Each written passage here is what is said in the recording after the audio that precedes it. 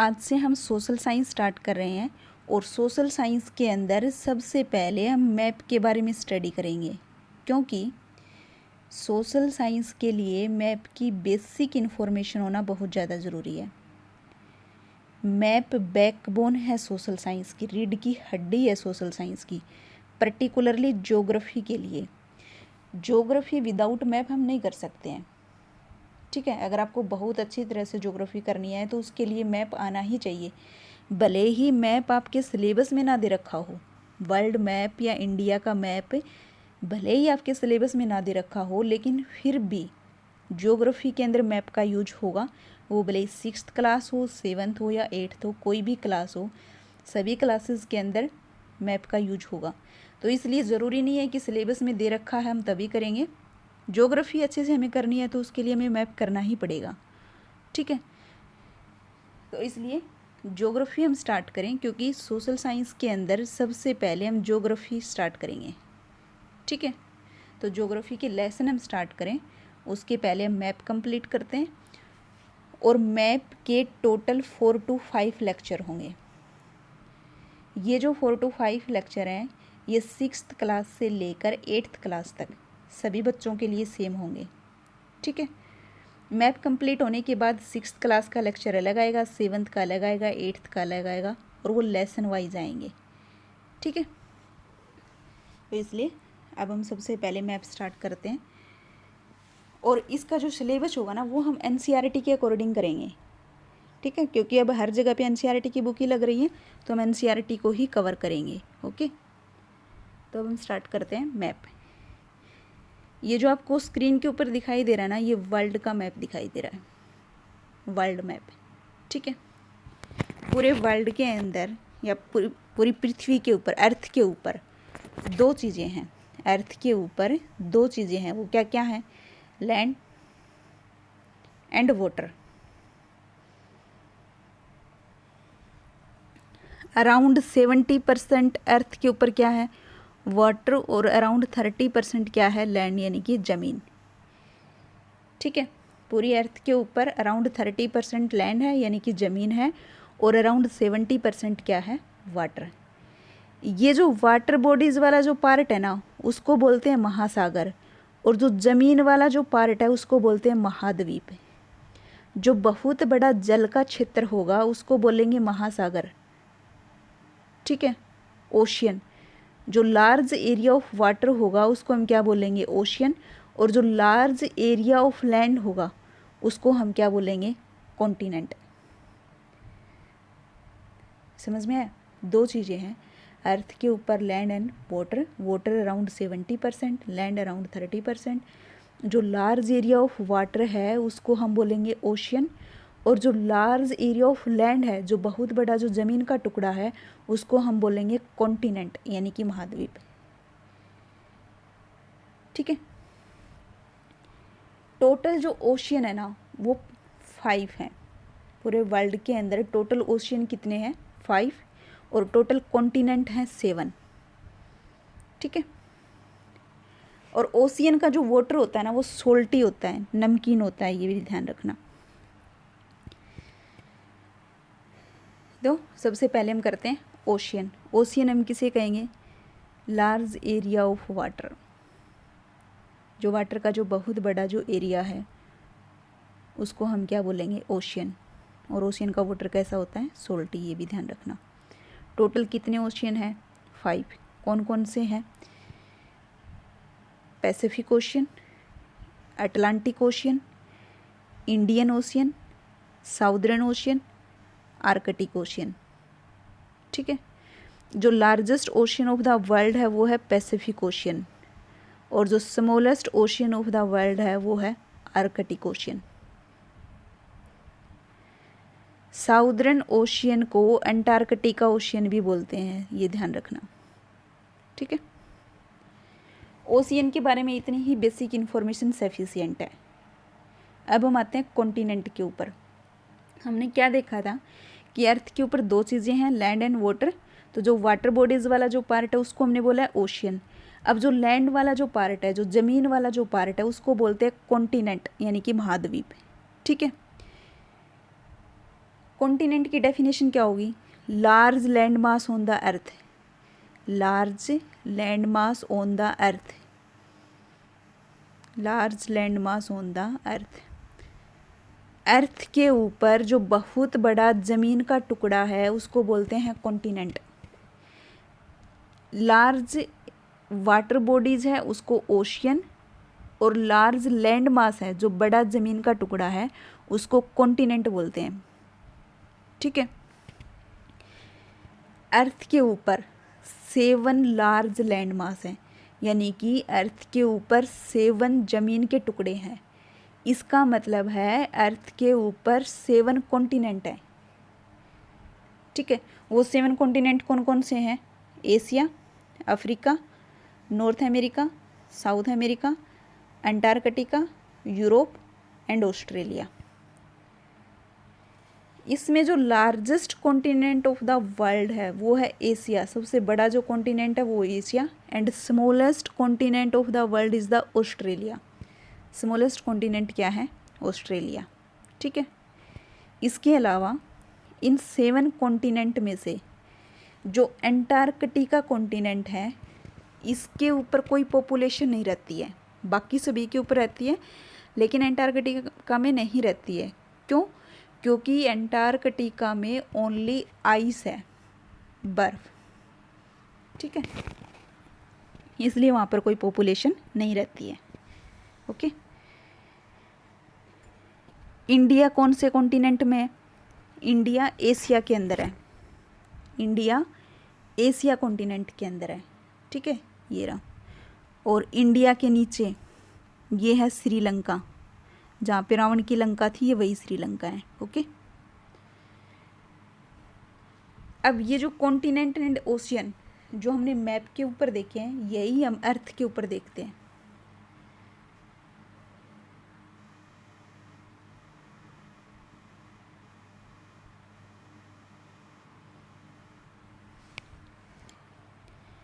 ये जो ब्लू वाला पोर्शन आपको जहाँ पे भी दिखाई दे रहा है ना वहाँ पे वाटर है, और बाकी जो ये ग्रीन ग्रीन जो पोर्शन दिखाई दे रहा है वहाँ पे लैंड है, यानी कि ज़मीन है, यानी कि वहाँ पे कॉन्टिनेंट है। और जहाँ पे ब्लू वाला पार्ट है वहाँ पे वाटर है, यानी कि वहाँ पे ओशियन है।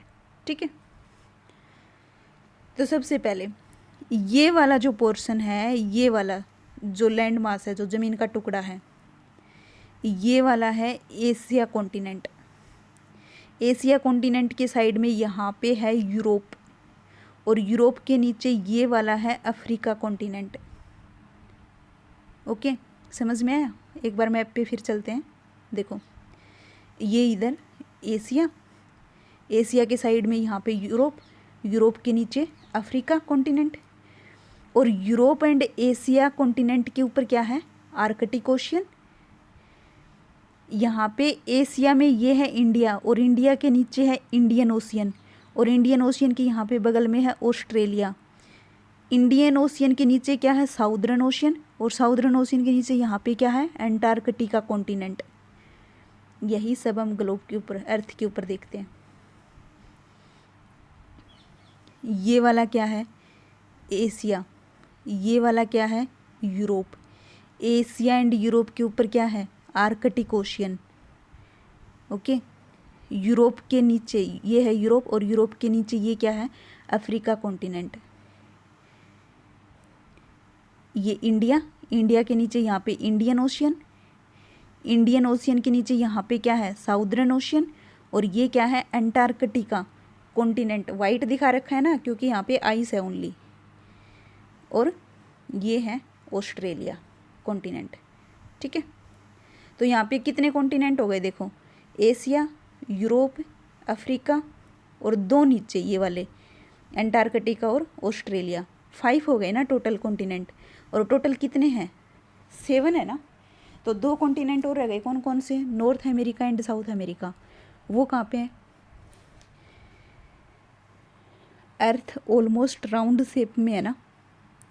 ये 5 कॉन्टिनेंट इस साइड हैं, तो जो 2 कॉन्टिनेंट जो बच गए नॉर्थ एंड साउथ अमेरिका वो इसके बैक साइड में है। जैसे फुटबॉल की तरह, फुटबॉल के एक साइड 5 कॉन्टिनेंट हो गए और 2 कॉन्टिनेंट उसके दूसरी साइड। जैसे इसको रोटेट करते हैं देखो जब रोटेट करेंगे ना तो ये एशिया यूरोप ये सब पीछे चले जाएंगे। और ये स्टार्ट हो गया यहाँ पे पैसिफिक ओशियन, ठीक है, ये पैसिफिक ओशियन है पूरा। और देखो एशिया यूरोप कॉन्टिनेंट सारा पीछे चला गया,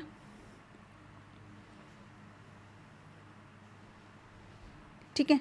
और ये आ गया नॉर्थ अमेरिका कॉन्टिनेंट और ये आ गया साउथ अमेरिका कॉन्टिनेंट। और यहाँ पे ये वाला हो गया Atlantic ocean. North America south America continent के एक साइड है पैसिफिक ओशियन और एक साइड है अटलांटिक ओशियन, ठीक है। देखो मैप के ऊपर एक बार, नॉर्थ अमेरिका साउथ अमेरिका, एक साइड क्या है पैसिफिक, एक साइड क्या है अटलांटिक, वही चीज़ हमने देखी है, ठीक है। तो ये 5 ओशियन हो गए और 7 कॉन्टिनेंट, ठीक है, क्योंकि 3 ओशियन हमने यहाँ पे देख लिए थे ना, Arctic, Indian and southern ocean, और 2 अमेरिका की साइड हो गई Pacific ocean and Atlantic ocean, ठीक है। एक बार रिवाइज करते हैं कंप्लीट हमने क्या क्या किया है। अर्थ के ऊपर 2 चीज़ें हैं, लैंड एंड वाटर। जो लार्ज वाटर बॉडीज़ हैं उसको हमने ओशियन बोला है, टोटल 5 ओशियन है। कौन कौन से हैं? Pacific, Atlantic, Indian, southern and Arctic. Largest ocean है पैसिफिक और स्मॉलेस्ट ओशियन है आर्कटिक। साउदर्न ओशियन को अंटार्कटिका ओशियन भी बोलते हैं। उसके बाद कॉन्टिनेंट, जो large land mass on the अर्थ है, जो बड़ा ज़मीन का टुकड़ा है अर्थ के ऊपर, उसको कॉन्टिनेंट बोला है। और टोटल कॉन्टिनेंट 7 है। वो कौन कौन से हैं? Asia, Africa, north America, south America, Antarctica, Europe and Australia. Asia largest continent of the world है और ऑस्ट्रेलिया स्मॉलेस्ट कॉन्टिनेंट है। और अंटार्कटिका कॉन्टिनेंट एक ऐसा कॉन्टिनेंट है जिसके ऊपर कोई पॉपुलेशन नहीं रहती है, ठीक है। तो कॉन्टिनेंट एंड ओशियन की बेसिक इन्फॉर्मेशन इतनी सफिशिएंट है, ये हम यहीं पे कंप्लीट करते हैं। और इसके बाद जो नेक्स्ट लेक्चर आएगा वो आएगा सब कॉन्टिनेंट के बारे में। आज हमने कॉन्टिनेंट किया है, नेक्स्ट लेक्चर सब कॉन्टिनेंट, ओके। अभी तक हमने कॉन्टिनेंट एंड ओशियन वाला पार्ट कवर किया है। अब जो नेक्स्ट टॉपिक हमारा वो है सब कॉन्टिनेंट यानी कि उपमहाद्वीप। और ये वाला टॉपिक भी 6th, 7th एंड 8th तीनों क्लासेस के लिए सेम होगा, ओके। अब हम स्टार्ट करते हैं सब कॉन्टिनेंट क्या होता है, ठीक है। अच्छा, थोड़ा अगर आप रिमाइंड कर पा रहे हो तो फर्स्ट लेक्चर के अंदर हमने ये किया था कि जो कॉन्टिनेंट है उसके लिए लार्ज लैंड मास होना चाहिए, बड़ा ज़मीन का टुकड़ा होना चाहिए, बड़ा स्थलखंड होना चाहिए, जिसको हमने कॉन्टिनेंट यानी कि महाद्वीप बोला था। सब कॉन्टिनेंट के लिए क्या है? सब कॉन्टिनेंट के लिए भी ये होगा, लार्ज लैंड मास होना चाहिए, बड़ा ज़मीन का टुकड़ा, बड़ा स्थलखंड होना चाहिए, लेकिन वो लैंड मास कॉन्टिनेंट के कंपैरिजन में कम होना चाहिए। यानी कि कॉन्टिनेंट का जितना लैंड मास है उससे कम होना चाहिए, उसको हम क्या बोलेंगे? सब कॉन्टिनेंट, ठीक है। यानी कि सब कॉन्टिनेंट के लिए भी क्या होगा? लार्ज लैंड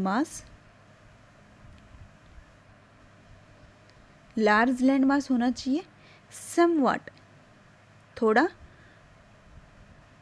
स्मॉलर देन ए कॉन्टिनेंट, लेकिन कॉन्टिनेंट से थोड़ा कम होना चाहिए, समवॉट स्मॉलर देन ए कॉन्टिनेंट, ठीक है। तो सब कॉन्टिनेंट के लिए क्या कंडीशन है? लार्ज लैंड मास हो, लैंड मास लार्ज हो, समवॉट थोड़ा स्मॉलर देन ए कॉन्टिनेंट, लेकिन कॉन्टिनेंट से थोड़ा कम होना चाहिए। लैंड मास तो लार्ज हो, ठीक है, बड़ा स्थलखंड हो, लेकिन कॉन्टिनेंट के कंपैरिजन में कम हो, उसको हम क्या बोलेंगे? सब कॉन्टिनेंट, उपमहाद्वीप, ठीक है। सब कॉन्टिनेंट का एग्जाम्पल है इंडियन सब कॉन्टिनेंट, भारतीय उपमहाद्वीप, इंडियन सब कॉन्टिनेंट, ठीक है। यहाँ पे ये चीज़ ध्यान रखना है, इंडियन सब कॉन्टिनेंट का मतलब अकेले इंडिया नहीं है। जैसे हमने कॉन्टिनेंट के अंदर देखा था कि एशिया के अंदर कई सारी कंट्रीज़ हैं, जैसे एशिया कॉन्टिनेंट में इंडिया आता है, चाइना था, रसिया, जापान, ये किसके अंदर हैं? ये एशिया कॉन्टिनेंट के अंदर है। कहने का मतलब क्या है, कॉन्टिनेंट के अंदर कई सारी कंट्रीज़ थी ना, ठीक है। जैसे एशिया कॉन्टिनेंट के अंदर इंडिया भी आता है, एशिया कॉन्टिनेंट के अंदर श्रीलंका भी आता है, एशिया के अंदर चाइना भी आता है, यानी कि एक ही कॉन्टिनेंट के अंदर कई सारी कंट्रीज़ आ रही है ना। वैसे ही सब कॉन्टिनेंट के अंदर भी कई कंट्रीज़ होती हैं। तो अगर इंडियन सब कॉन्टिनेंट बोला जा रहा है तो इंडियन सब कॉन्टिनेंट का मतलब होगा उसके अंदर इंडिया के अलावा कई और कंट्रीज़ भी होंगी। समझ में आया? इंडियन सब कॉन्टिनेंट का मतलब इंडिया के अलावा उसके अंदर और भी कंट्रीज़ होंगी। इंडियन सब कॉन्टिनेंट में टोटल 7 कंट्रीज़ हैं। कौन कौन सी हैं?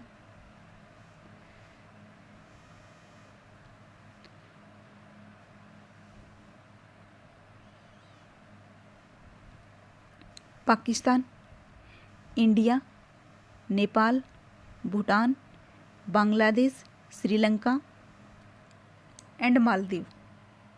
ये 7 कंट्री इंडियन सब कॉन्टिनेंट के अंदर आती हैं। एक बार फिर से देखते हैं।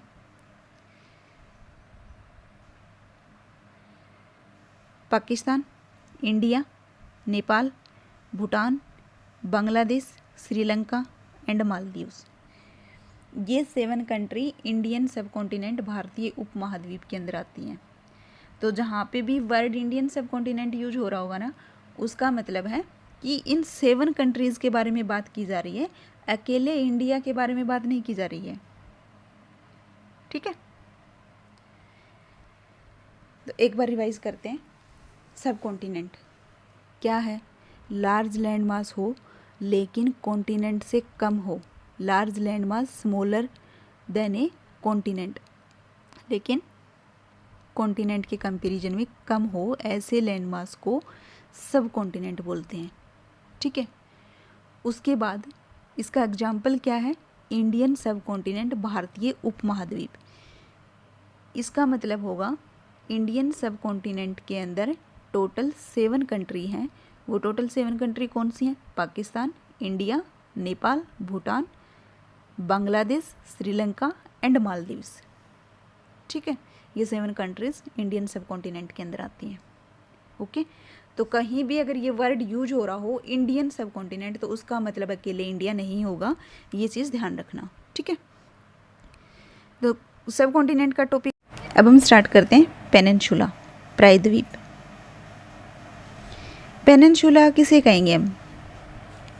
पेनिनसुला का मतलब होगा एक ऐसा लैंडमास जो 3 तरफ से जल से घिरा हो।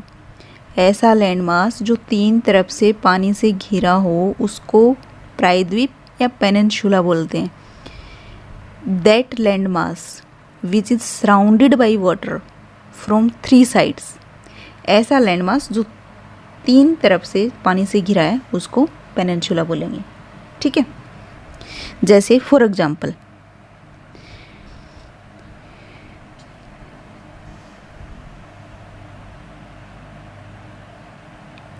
ये जो मैप है आपको इंडिया का मैप दिखाई दे रहा है स्क्रीन के ऊपर, और इसके ऊपर एक चीज़ आप नोटिस करना, ये जहाँ पे ये ब्लू पोर्शन दिखाई दे रहा है ना, वहाँ पे वाटर है। जहाँ पे ये वाइट वाला जो पोर्शन दिखा रखा है, वहाँ पे ज़मीन है, लैंड है वहाँ पे, ठीक है। क्योंकि इधर देखो पाकिस्तान है, तो यानी कि ज़मीन है, लैंड है। यहाँ पे चाइना है, यहाँ पे नेपाल है, यहाँ पे बांग्लादेश है, यानी कि ज़मीन है। और यहाँ पे क्या है? यहाँ पे है वाटर। जहाँ पे ये ब्लू पार्ट दिखाई दे रहा है ना, वहाँ पे वाटर है, ठीक है। तो आप एक चीज़ नोटिस कर पा रहे हो, इसके अंदर जो इंडिया है उसका ये वाला हिस्सा, जो ऊपर वाला जो हिस्सा है, जो इसका ऊपर वाला हिस्सा है, वो तो लैंड से घिरा हुआ है, ज़मीन से घिरा हुआ है। लेकिन ये जो नीचे वाला जो हिस्सा है, गुजरात से लेकर ये वाला, गुजरात से लेकर यहाँ पे वेस्ट बंगाल तक, देखो ये वाला इंडिया का जो पार्ट है ना, इसके 3 तरफ पानी है। इधर क्या है? Bay of Bengal, bay of Bengal. इधर क्या है? Arabian sea. और यहाँ पे नीचे है इंडियन ओशियन। तो इंडिया का ये वाला पार्ट 3 साइड से वाटर से घिरा हुआ है ना, ठीक है। इधर बे ऑफ बंगाल, इधर अरेबियन सी और नीचे क्या है, इंडियन ओशियन। तो इंडिया का ये वाला जो इतना पार्ट है जो 3 तरफ से वाटर से घिरा हुआ है, इस इतने पार्ट को बोलेंगे इंडियन पेनिनसुला, भारतीय प्रायद्वीप। पेनिनसुला का एग्जाम्पल क्या है, पेनिनसुला का एग्जाम्पल है इंडियन पेनिनसुला, भारतीय प्रायद्वीप। और इंडियन पेनिनसुला का मतलब कंप्लीट इंडिया से नहीं है। इंडियन पेनिनसुला का मतलब ये नीचे वाला जो ये वाला गुजरात से लेकर यहाँ पे और ये वाला इधर वेस्ट बंगाल तक जो इंडिया वाला पार्ट है उसके बारे में बात की जा रही है, क्योंकि सिर्फ इतने ही पार्ट के 3 तरफ पानी है। बाकी ये जो ऊपर वाला इंडिया बच गया उसके साइड में ज़मीन है, वहाँ पे वाटर नहीं है, वहाँ पे लैंड है। ओके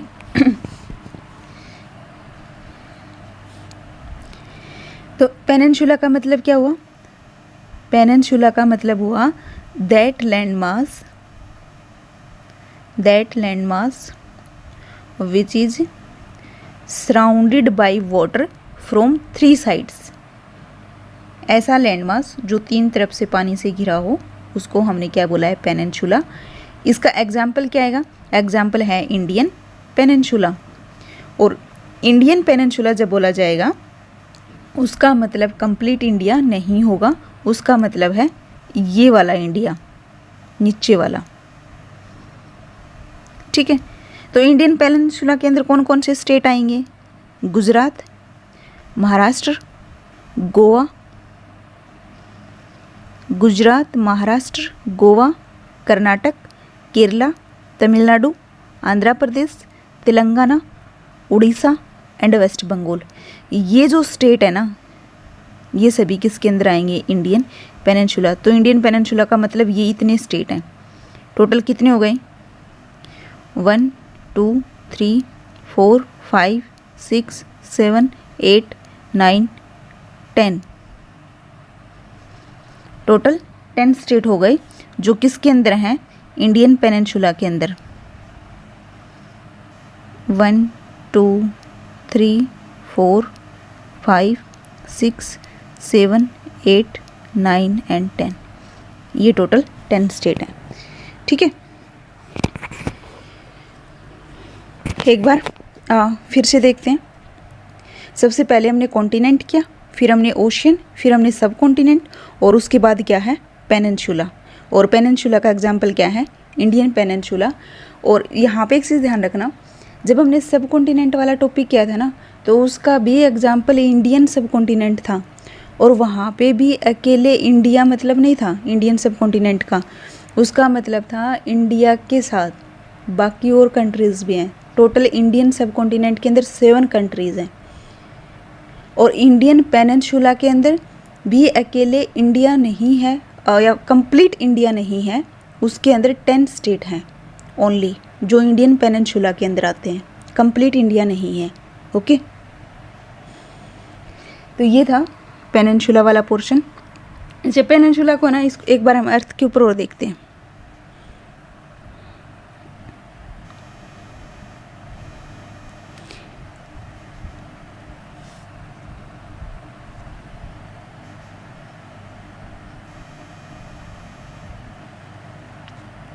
इंडिया, देखो ये वाला जो हिस्सा है इंडिया का, ये वाला, इस साइड क्या है, अरेबियन सी, इस साइड क्या है, बे ऑफ बंगाल और नीचे क्या है, ये वाला इंडियन ओशियन। यहाँ पे ये क्या है, इंडियन ओशियन, ठीक है। तो इंडिया का गुजरात से लेकर वेस्ट बंगाल तक जो पार्ट है वो इंडियन पेनिनसुला, ये इतना, क्योंकि ये 3 तरफ से जल से गिरा है। Surrounded by water from 3 sides, ठीक है, समझ में आ गया।